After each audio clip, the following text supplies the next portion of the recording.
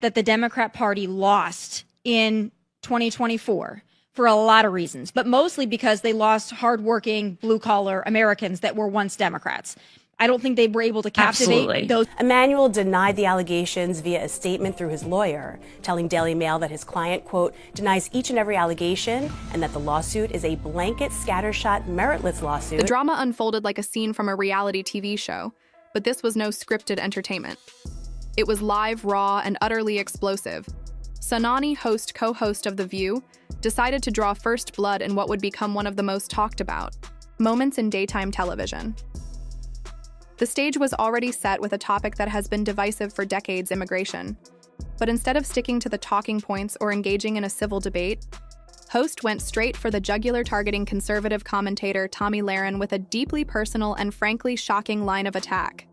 She brought Lahren's ancestors into the mix, accusing her family of hypocrisy for not speaking English despite their long-ago immigration to the United States. I'd like to ask you, woman to woman, all right. Is it difficult for you to support Trump as a leader when he treats women so poorly, the things that he said about women? Remember that horrible tape, the Access Hollywood tape? I won't even repeat it, it's so gross. And not to mention the things he said about Megyn Kelly and about Alicia Machado, all that stuff against women. Austin's words were pointed, deliberate, and dripping with condescension. She rattled off snippets of census data as if she were presenting the ultimate gotcha moment. Lahren's great-great-grandmother, after over a decade in the U.S., still spoke only German. Another ancestor after 41 years hadn't mastered English either. The implication was clear. If your family couldn't assimilate what gives you the right to demand it of others for host, this was supposed to be the mic drop moment, the slam dunk. That would expose Lahren as a hypocrite on national television. And for a brief, fleeting second, she might have thought she nailed it. He said it couldn't be done. He said you cannot secure the border without the bipartisan border bill. Well, I guess that was a lie, just like everything else they fed to us during those 4 years where we essentially had a vegetable in office. It can be done. President Trump has managed to do it in less than 3 months. When you had border crossings, thousands a day, and now you're down to about a handful of gotaways, if that, I think this is an incredible success. But Len didn't flinch. Not a muscle in her face moved. She didn't stutter, didn't raise her voice, didn't give host the emotional reaction she was likely hoping for. Instead, Len did what she does best. She flipped the narrative with the kind of icy calm that only someone used to media firestorms could muster. She reminded everyone watching that her family came to America, legally followed the rules, worked hard, and didn't rely on government assistance. Her ancestors, she argued, may not have spoken English, but they built lives and futures without handouts. It was a stark contrast to the modern immigration debate, as Lahren framed it, where illegal crossings and demands for resources dominate the discourse.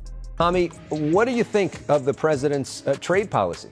Listen, this is the art of the deal at its best, and I understand that there was some volatility on Wall Street, and that's understandable, and I don't ever want to downplay anybody's concerns when it comes to their finances, their 401k, their retirement. I completely understand the anxiety there, but what President Trump has said, and I believe, is this is less about Wall Street and more about Main Street. The audience was left in stunned silence, unsure whether to clap for Len's rebuttal or gasp at the sheer audacity of host's attack. But the real fallout was happening off camera. Within minutes, social media erupted into chaos. Clips of the exchange spread like wildfire with hashtags trending almost instantly. On one side, host supporters praised her for exposing Lahren, calling it a long overdue reckoning for a woman they see as the face of uncompromising conservative. On the other, Lahren's defenders accused host of low-blow tactics, drudging up ancient family history to score cheap political points. And then there were the accusations of hypocrisy.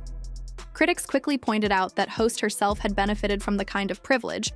She often condemns a Yale-educated lawyer turned TV personality host's rise to fame had been built on a combination of intellect, opportunity, and her ability to resonate with a liberal audience. But did that make her immune to the same scrutiny? She was applying to Lahren the optics were damning. Host, a woman who routinely champions compassion and understanding, was now being accused of weaponizing someone's ancestry for a soundbite. And I've been criticizing them for 8 years for doing it, pointing out that it's not the job of the media to take sides. The backlash wasn't just confined to Twitter and Instagram. Prominent voices in the media and political world weighed in, adding fuel to the already roaring fire.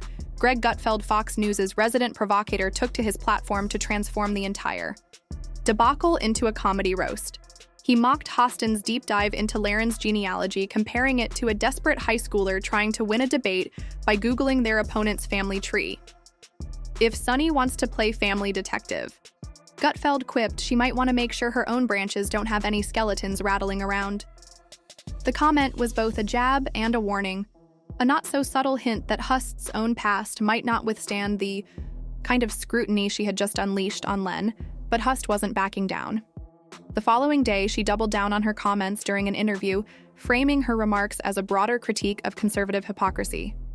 It's not about Tomi Lahren's great-great-grandmother, she argued. It's about the principle. If you're going to demand assimilation and merit-based immigration, you'd better make sure your own family history aligns with those values. Her supporters applauded the statement, calling it a bold stand against what they perceive as Laren's selective outrage. Still, the damage was done. For many, Host's attempt to turn a policy debate into a personal attack crossed a line. The incident became a symbol of everything people hate about modern political discourse: the pettiness, the performative outrage, the inability to argue on the merits without dragging personal lives into the fray. And while The View has never been a bastion of calm, reasoned debate, this particular clash felt different. It was nastier, more visceral, and left even longtime viewers questioning whether the show had finally gone too far. I started out at One American News with an 80-something-year-old male boss who called me a bimbo pretty freely. That was a different experience. I went to The Blaze and I worked for Glenn Beck, who I had to end up getting in a lawsuit with because he tried to fire me for saying I was pro-choice when I went on The View. So it's been a different experience at those other networks. There's a lot that I've been through there. Fox, to me, is a completely different. And then there were the racial undertones. Host's comments about Laren's European ancestors not speaking English struck a nerve with many who felt that the attack rire of a double standard.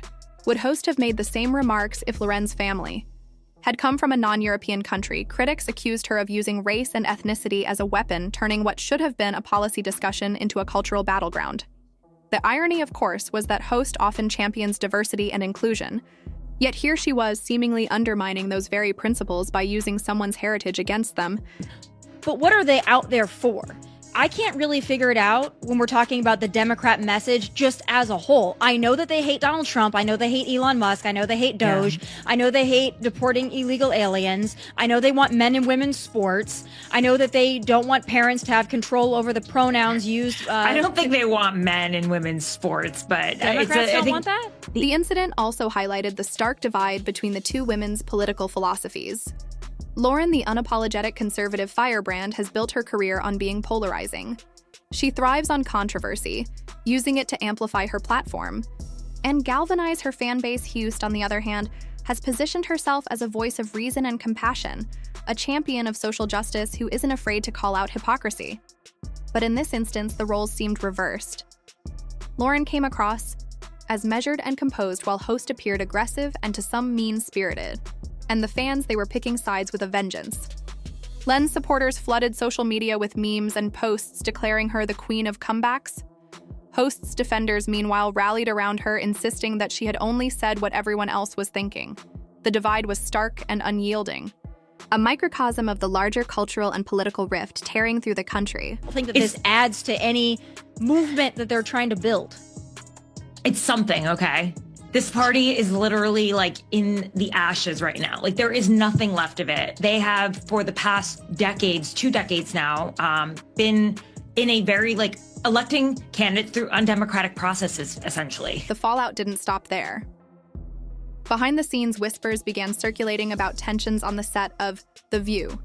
Was Hust's attack planned, or was it an off-the-cuff remark that went too far? And how did the other co-hosts feel about being dragged into the ensuing media circus? Speculation mounted about whether the show's producers would address the controversy or let it fester, hoping the next news cycle would sweep it under the rug. But if there's one thing both Lahren and Host understand, it's that in today's media, landscape controversies don't just fade away, they evolve. Each new headline, each tweet, each segment dissecting the incident only added layers to the story. And as the dust began to settle on the initial clash, another storm was already brewing, and Sarsh. That would take the conflict to a whole new level.